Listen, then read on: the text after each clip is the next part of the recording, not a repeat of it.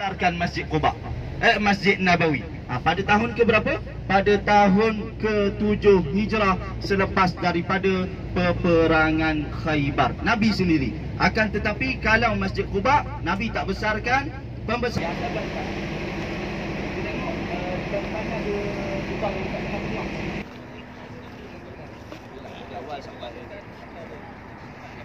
Kita dah sampai ke kawasan perkarangan Masjid Quba lah. Jadi yang di belakang kita ni ialah Masjid Quba yang tersegang indah, yang cantik. Kalau first time, inilah Masjid Quba. Kalau tuan-tuan yang first time, yang dah pernah datang umrah, ini kali ke berapa lah, saya tak tahu. Yang pernah datang, pernah sampai ke Masjid Quba. Jadi tempat yang satu lagi yang bersejarah yang saya ceritakan tadi, yang berada betul-betul berhampiran dengan Masjid Quba tadi, apa dia? Yang saya nak bawa, nampak tak apa dia? Pokok ke? Apa dia? Tak ada. Dekat tengah-tengah situ. Sebab jemaah dia sampai dulu, kita bagi ruang kat dia. Saya akan ceritakan kat sini, habis cerita kita akan ke situ tengok kawasan ataupun apakah tempat dia. Jadi nampak kalau perasan dah, dekat tengah-tengah tu dia ada jubin yang agak lain lah, mozaik yang agak lain daripada tempat-tempat yang lain ni. Betul-betul dekat tengah orang berkerumun, jemaah sebelah sana. Jadi di situ, apakah nama tempat dia? Sebelum tu jelas ke suara saya kat belakang? Alhamdulillah. Jadi apakah nama tempat dia? Jadi nama tempat tu ialah Telaga Haris. Telaga Haris. Jadi pernah berlaku satu peristiwa dekat situ. Apa peristiwa yang berlaku kat situ? Jadi pada suatu hari, seorang sahabat Nabi yang bernama Sayyidina Abu Musa Al-Ash'ari. Abu Musa, jangan tertukar dengan Abu Ayyub. Abu Ayyub Al-Ansari. Kalau Abu Musa Al-Ash'ari. Abu Musa Al-Ash'ari dia datang ke Masjid Nabawi daripada rumah dia selepas solat subuh. Mana kata waktu pagi macam inilah, dia cari Nabi SAW di sekitar Masjid Nabawi, tetapi tak jumpa Nabi SAW. Lalu ditanyakan kepada para sahabat yang berada di sekitar situ, di manakah keberadaan Nabi SAW. Lalu para sahabat kata apa? Para sahabat kata, aku nampak Nabi SAW menuju ke kawasan Masjid Quba. Lalu Abu Musa pun terus bergegas daripada Masjid Nabawi, datang ke tempat ni, ke kawasan sekitar Masjid Quba dan cari Nabi SAW. Dan dia temui Nabi, dia jumpa Nabi. Nabi sedang berada di dalam sebuah kebun yang berpagar, dan di dalam kebun tu ada satu telaga. Dan Nabi sedang buat apa? Nabi sedang juntaikan kaki Nabi yang mulia ke dalam telaga tu. Makna kata Nabi duduk betul-betul di tepi telaga tu. Jadi Abu Musa pun masuk bertemu dengan Nabi SAW. Jadi seperti mana yang saya sebutkan dalam bas tadi, ziarah dengan saya banyak persoalan. Ini persoalan keberapa dah? Jadi persoalan yang seterusnya ni, sebab apakah Nabi SAW, sebab apakah Abu Musa Al-Ash'ari datang cari Nabi SAW pada waktu pagi itu? Sebab apa? Satu saja tujuan dia, dia berhajat pada hari itu untuk menjadi khadam kepada Nabi, menjadi pembantu kepada Nabi. Apa-apa keperluan Nabi, dia nak bantu pada hari itu. Jadi Nabi kata, boleh nak jadi khadam aku, kamu pergi ke pintu masjid, pintu kebun ni. Kalau ada sesiapa yang datang nak masuk bertemu dengan aku, kamu masuk dulu, minta izin dengan aku dulu. Jadi pada waktu itu datanglah seorang sahabat Nabi yang bernama Sayyidina Abu Bakar As-Siddiq. Sayyidina Abu Bakar datang. Apa yang dibuat oleh Abu Musa? Abu Musa masuk. Okey, jom. Daftar dulu.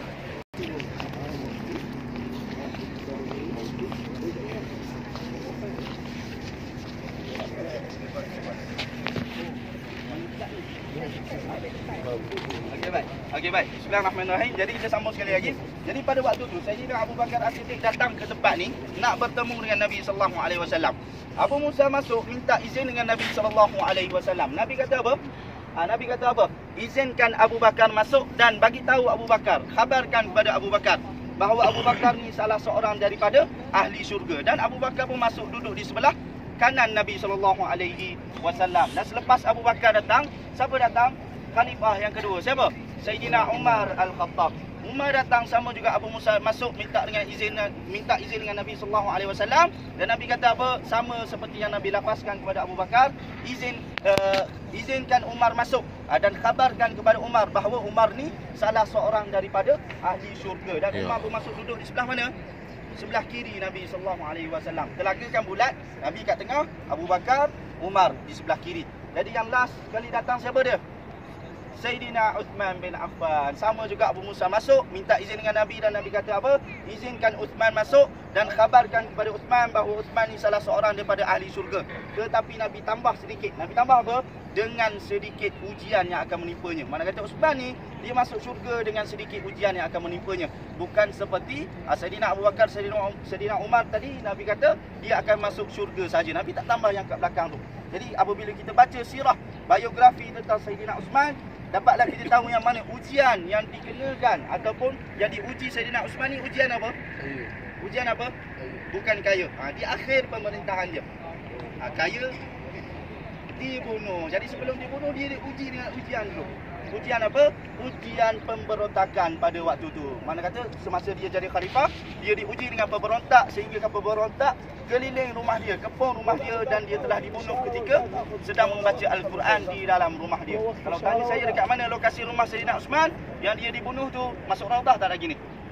Belum lagi. Kalau masuk Raudah nanti, tuan-tuan akan lalu ikut pintu 37. Pintu 37 masjid, di bahagian depan dekat dataran yang kosong tu, tempat checkpoint tu, di situlah lokasi Dar Uthman Al-Kubra. Tempat rumah yang mana Saidina Uthman telah dibunuh dekat situ dan Saidina Uthman telah dikepung di kawasan tu. Jadi tuan-tuan, pada zaman pemerintahan Saidina Uthman, dia datang ke tempat ni, dia nak imbau kembali kenangan dia bersama dengan Nabi SAW, bersama dengan Abu Bakar, bersama dengan Umar. Jadi dia masuk ke dalam kebun ni dan dia duduk di tepi telaga ni. Dan di jari Saidina Uthman ada sebentuk cincin yang mana asalnya cincin tu kepunyaan Nabi SAW dan seterusnya kepada Abu Bakar, kepada Umar dan last sekali di jari Saidina Uthman bin Affan. Dia duduk di tepi telaga. Jadi kalau kita yang pakai cincin, ada pakai cincin tak? Kalau kita duduk saja kita buat macam mana? Kita tanggalkan dan kita masukkan macam itulah. Seperti itulah yang dikatakan apa yang dibuat oleh Saidina Uthman bin Affan ketika mana berada di tepi telaga ni. Dan takdir Allah, cincin yang asalnya kepunyaan Nabi SAW tu yang Saidina Uthman pakai terjatuh ke dalam telaga tu. Dan disebutkan dalam satu riwayat 3 hari 3 malam Saidina Uthman panggil para sahabat untuk cari cincin tu sebab dia terlalu sayang akan cincin tu. Tak jumpa-jumpa sampai bila? Sampai ke hari ini. Jadi ada yang bawa cangkul tak? Kita nak cari ni. Ada yang nak cari tak? Tak ada, memang tak dijumpai lah. Jadi sekarang ni telaga tu pun dah dikampus. Cuma lokasi dia kat mana? Betul-betul di depan mata kita. Jadi tuan-tuan boleh bayangkan dekat sini pernah Nabi kita SAW bersama dengan Abu Bakar, Umar dan Saidina Uthman bin Affan. Jadi tuan-tuan, tadi saya tak bagi tahu. Uthman masuk, Uthman duduk di kawasan mana? Sebelah kanan dah ada Abu Bakar, kiri dah ada Umar. Uthman duduk kat mana?